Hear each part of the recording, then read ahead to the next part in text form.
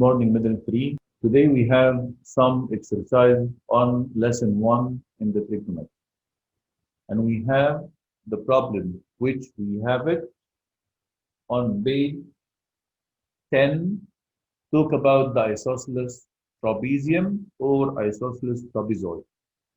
This problem is very, very important and you have to concentrate with me to understand. First of all, we have to draw the figure.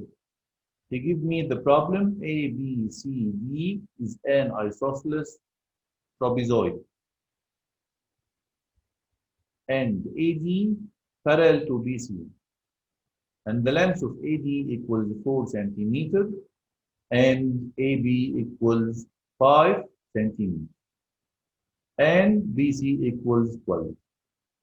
Then he asked me to prove 5 tan B cosine C over sine C squared plus cosine B squared equals 3. First, we have to draw the isosceles trapezium. We have studied in middle 2 the isosceles trapezium. It will be like that. We have AD parallel to BC. So this side is AD parallel to BC. And he gave me the lenses which we gave it to me.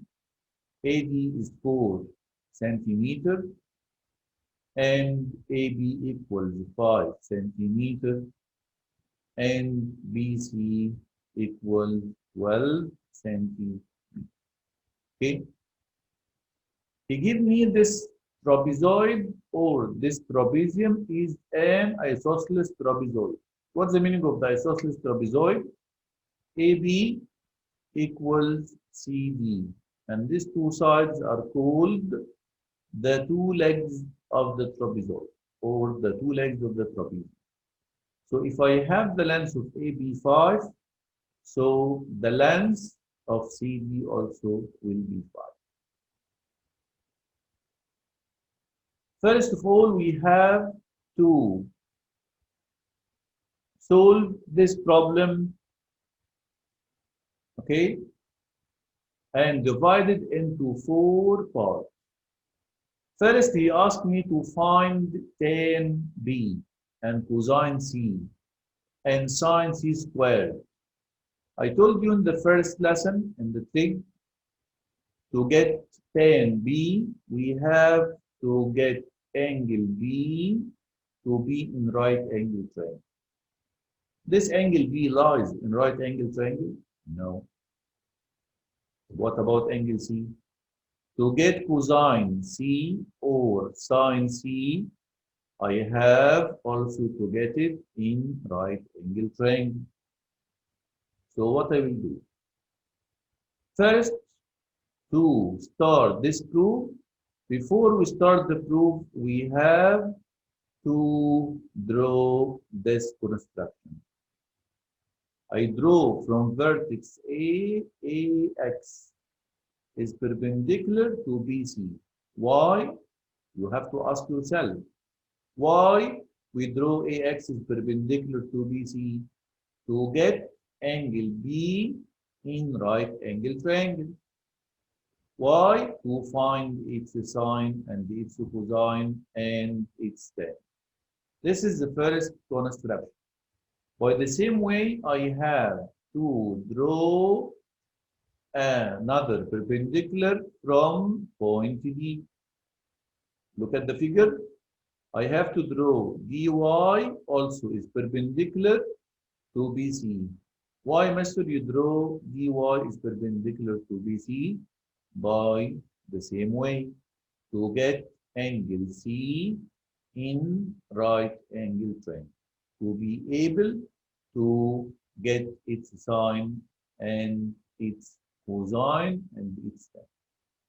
So first we have to write this construction. Okay, the first construction which we have it, I have to draw AX perpendicular to BC. This is the first one. And the second one, also we have to draw dy is perpendicular to BC. Okay? Now we can start the proof of the problem. To start the proof of the problem, we have, as I told you now, we have to divide this proof into 4 parts to make it easy. This problem is very important. The first part, I draw AX perpendicular to BC. And I draw dy perpendicular to BC. So this figure, which lies in the middle, which is AXYD, I can prove this figure will be a rectangle. How, mister? You can follow me to know this. First, in the figure AXYD, how we prove the figure is a rectangle? First, we have AD is parallel to BC. This is the first condition. We have two opposite sides are parallel. And the second one, we have AX perpendicular to the AX perpendicular to BC. This is the second one. And the third one, we have dy is also perpendicular to BC. So now we have two opposite sides are parallel, and we have two opposite sides are perpendicular. Okay, so also will be parallel. From these conditions, therefore, the figure AXYD is a rectangle. So now I proved this figure is a rectangle. So what is the result of this rectangle? What are the properties of the rectangle? Therefore, we can get the side AD equal the side XY. It will be 4 centimeters from the properties of the rectangle, because each two opposite sides are equal in length and parallel. And the other two sides, which are AX, will be equal to dy, and I don't know its length till now. This is the first part of this problem. You understand? Say it again. So the first part, we have to prove that the figure AXYD is a rectangle. From the properties of this rectangle, we can get each two opposite sides are equal. So now we get the side XY, it will be 4 centimeters, as you have it in the picture. This is the first part. The second part, now I get the length of XY equals 4. So how we get the length of the rest? BX and CY. How we get the length of these two sides? Excellent. I have to subtract 12 minus 4. It will be 8. Excellent. You are excellent. So the length of BX plus the length of CY equals 8 centimeters. So how we divide the length of BX is 8 by BX and CY. We can say maybe BX is 1. So CY is 7, because their sum equal 8. Or if BX is 2, so CY is 6, right? And if BX is 3, so CY equal 5. And excellent, if BX is 4, so CY also is 4 centimeters. But to divide this 8 by 2 To get this side, bx equals cy equal 4, we have to prove this part. How we prove this part? This triangle, which you have it, ABX. You can see it with this star. And the other triangle, which is DYC. You can follow me now. In these two triangles, the triangle AXB and the triangle DYC. I can prove these two triangles are congruent or not. Excellent. Yes, we can prove these two triangles are congruent. Who can tell me the four cases of the congruency which we took it before in middle 1 and middle 2? The first one, side, angle, side, side, side, side. The second one, side, angle, side. The third one, angle, side, angle. And the fourth one, which is RHS. Do you remember what is RHS? R means right, H means hypotenuse, and S means side. So now, these two triangles, I can prove that these two triangles are congruent. How, Mister? I have to get three conditions. The first condition which we have it, I have measure of angle X equals measure of angle Y equals 90. Excellent. This is the first condition, which is the right angle, right? The second one, I have AB equals BC from the isosceles trapezium, 5 centimeters. This is the hypotenuse of the triangle. Excellent. And the third condition, we have AX equals to dy from the properties of the rectangle. This is the side, which is the third one. You get it?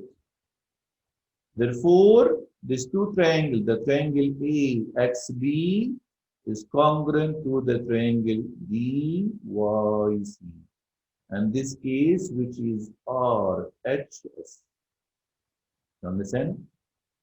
After I prove the two triangles are congruent, who can tell me the result? Who can tell me the result of congruency? I can get the results from this congruency. Okay? Who can tell me? Okay, the first one, you can say, excellent. You can say that from congruency, therefore, Bx equals Cy equals 12 minus 4 divided 2. So it will be 8 divided 2 equal 4 centimeters. This is the second part. You understand it? So now in the figure, we get this side equal 4. And we get this side equals 4 by the same way. You understand it? This is the second part of the proof of this problem. Okay? Now you can get tan angle B. Who can say tan angle B means opposite over adjacent. We can get tan angle B? No. The opposite of angle B, which is AX. I don't have AX. Right? So what is the third part? The third part, I have to get the length of AX. And I have to get the length of DY. Excellent, Pythagoras. So I can take this triangle in triangle AXB. Since measure of angle X equals 90. Therefore, AX equals square root 5 power 2 minus or plus.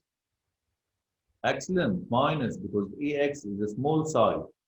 5 power 2 minus 4 power 2 equals 3 centimeters. By the same way, now we get AX 3 centimeters. So dy also will be 3 centimeters. You understand? This is the first three parts.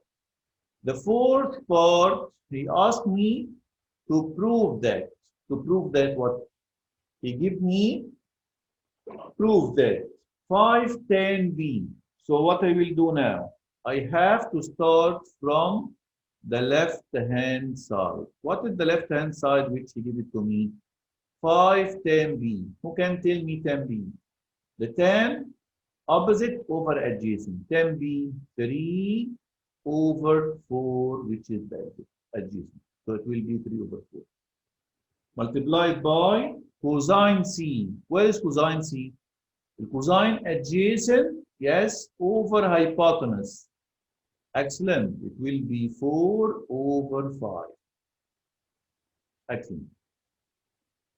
The second part, how we get the denominator? The denominator is sine C power 2.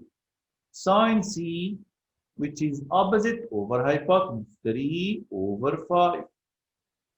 Plus cosine B power 2 by the same way. Cosine B, which is 4 over 5 power 2. Okay? We can calculate the value of this part by using the calculator, the numerator. If I multiply them, so it will be cross 4 with 4 and cross 5 with 5. This result will be 3. By using the calculator, yes, excellent. It will be 1. So the result will be 3. So we start from the left hand side to get what?